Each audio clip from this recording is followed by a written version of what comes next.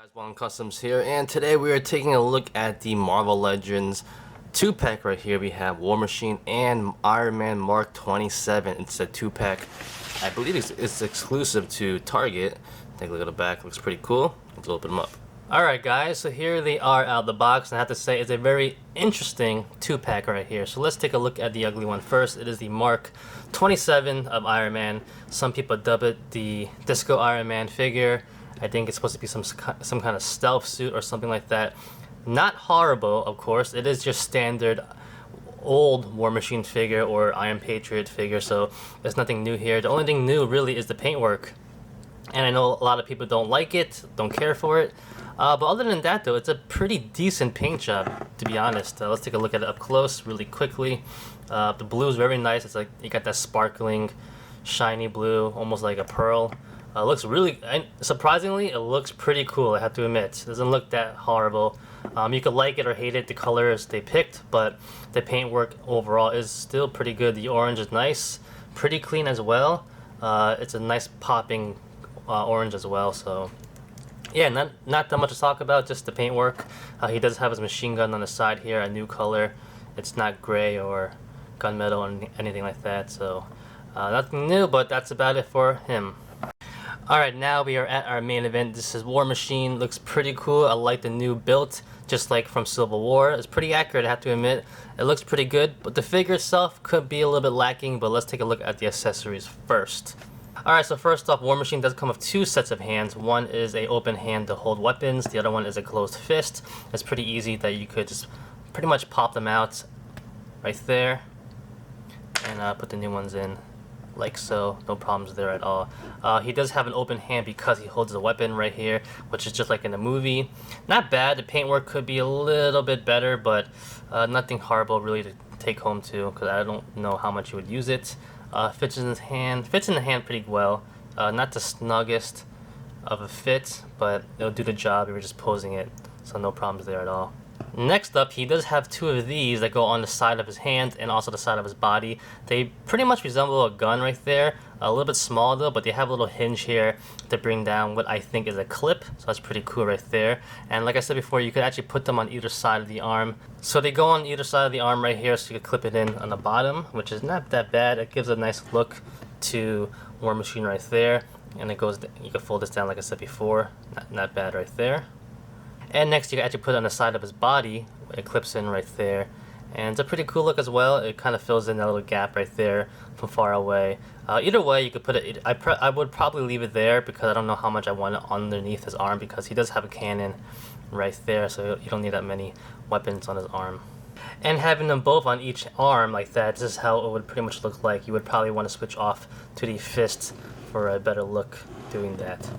Now on the back of War Machine, he does have his iconic machine gun right there, which is not bad. I do like this machine gun the most of all the other past ones. That, in my opinion, has the best articulation. It hinges like that up and down, and also rotates on a ball joint actually. It's mostly like a swivel, but it connects like a ball joint, so it's pretty good actually. It's probably the most sturdiest and best well built out of all of them in the past. However, connecting it to the figure is probably the worst, which is kind of funny.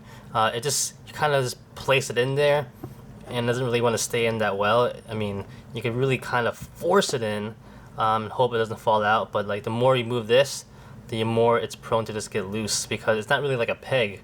It just sits in there and it's kind of not the greatest, to be honest. And the reason why it's like this and not a peg is because you could take this off and put another one in there, kind of basically as if it was just sitting in his armor, not coming out yet, for display purposes, I guess you want to do it like that. But if I were you, I would just use this one only and just super glue it down and leave it like that. You know, if he's not using it, you could just point the gun up, or even you could even point the gun down like that way. So I'm not really a big fan of that whole switching. I do appreciate the fact that they give us multiple things to use. That's pretty cool, but yeah, I pretty much would prefer you to super glue this down and have the gun pointing up if you're not using it, pointing forward, or pointing down the other way. But yeah, as you can see, it's kind of annoying. Now on the other side, he pretty much has the same kind of gimmick where he has one sitting down in there, and if you're not going to use it, you just take it out because it's supposed to be this weapon right here. And yeah, you know, same thing.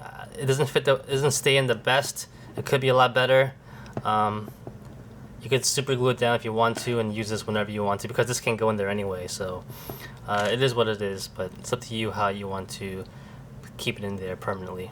Now going back to the weapon that he used to fight Captain America with in the movie, it's not a bad look, it's pretty good. I do wish it wasn't painted and it was more of like a transparent look, which is pretty nice. Would have been pretty nice, but they didn't do that. But it's not horrible. I mean, it's not the biggest thing. I don't know how much people even care about this, to be honest, but it's nice to even add it in the collection. Alright, now taking a look at War Machine up close, I have to say it's a pretty good looking War Machine. The War Machine from the Iron Man 2 movie might be the better one overall, but this still looks pretty good. I like how it looks like. It's pretty movie accurate to how he is in the movie.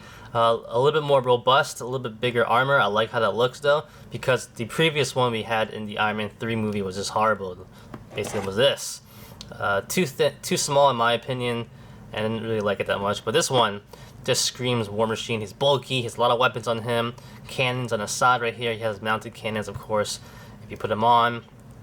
This is just exactly how War Machine should look like, in my opinion. Not the same armor as Iron Man. He should have a whole different sculpt, and this is a pretty good one right here. Now taking a look at him up close, you see his eyes are pretty much red. Looks pretty good. A little bleeding on this eye right here, but not a big problem. But going down to the rest of the figure, you can see it's pretty good and accurate and detailed. You got Lieutenant Colonel James Rhodes right here. He has some nice United States symbols, you want to call it that, military symbols. Maybe is that Mark III? Who knows what that means? Possibly. It could be a Mark III number right there, which is pretty cool as well. But going down, like I said, I love this figure because he's so robust. Big armor. I like how it looks. Going down to the bottom, let's take a look at his arms first. On the arms right here, he does have a cannon on both arms, which is pretty nice and pretty cool. Now going down to the legs, his legs are really thick, which is a pretty good thing to have as well. Looks pretty nice. Take a look at the back right there, and I like how he actually has a kind of a backpack on the back over here, because he does have all his weapons to really store them in there when he's not using them, supposedly, right? So there you go. Now War Machine did not come with a alternative head to James Rhodes right here, but if you do have the one from the Iron Man 3 movie, what you could do is pop this one off. As you can see, the gun came off pretty easily, and you could place this on top like that, but the ball joints aren't the same. The one on this figure, on this head, is a lot bigger, so you pretty much are just going to place it on top. Not horrible. I mean, if you want it for posing purposes, quick ACBA stuff, it looks pretty good though, because the armor is very thick and bulky. The head fits on pretty well. The color scheme is pretty good too. It matches okay. The head is a little bit more glossier, but it's nothing that you would really notice, in my opinion. Alright, now going to articulation, I have to admit, this figure has the articulation, but it's so limited and so restricted that it's kind of disappointing and kind of sucks, but let's go over it anyway. So he does have a ball jointed head on a hinge. It goes up about that much, not the greatest, but it's okay. It goes down about that much, pretty decent. Left and right, no problems really. I mean, he does have a thick collar armor right here, but it's not that bad, so it shouldn't get in the way. The shoulder pads, on the other hand, right here are very limited. They don't go up that much at all. They're on hinges, it looks like, but they don't go up that much, and they don't come out or anything like that. So going to the arm right now, the shoulders on hinges that rotate, and they're pretty much a little bit limited, a little bit. I mean, you could lift it up, as you can see right there, but you do feel like you're warping the joints, so it's not the best feeling overall. But they do go in and out, no problems there. Pretty smooth and nice, to be honest, so that's pretty good right there. Bicep swivel, 2 points at the elbow right there, which is pretty good, and at the wrist he has a hinge and a swivel, so that's pretty standard right there. Now going down to the ab joint right here, it's not the greatest. It's an ab joint, but it barely moves, and it's kind of disappointing, to be honest. It goes up about that much, goes down about that much. You know, you really have to force it. It does swivel, of course, and it kind of pivots a little bit, but it's very thick, and you don't get that much movement out of it, so it's very disappointing. You can actually pop it off. Should I do it now? Should I just try it? I'm gonna break this figure probably. Nope, can't do it right now. I did it on my other one, but I think I heated it up a little bit. It's a ball joint inside there, but it's like there's no room, so you can't get that much out of it. Now going down to the hip joint, it's a T-jointed hip, and I believe they're on ball joints. I could be wrong though, but they are also very limited. They go up about that much because the armor over here is very restricting, so you don't get that much movement out of it at all. They go in and out, split about that much, nothing that much as well. Thigh swivel, 2 points at the knee, and at the ankle he does have a pivot. No, he doesn't. He has a ball joint, and that's about it. And it comes off when you try to bring it up a little bit, which is pretty disappointing as well. So it's not the greatest, to be honest. So this figure really does have pretty cruddy articulation. It looks awesome. I have to say it looks awesome, but when it comes to movement and articulation, you know, I'm always a optimist. I try to look at the best in figures, and I have to say for this figure, he looks awesome. But man, the articulation really kills it for me. It's not the greatest at all. And you know, it's such a great looking figure, but yeah, the articulation really brings this figure down in my opinion.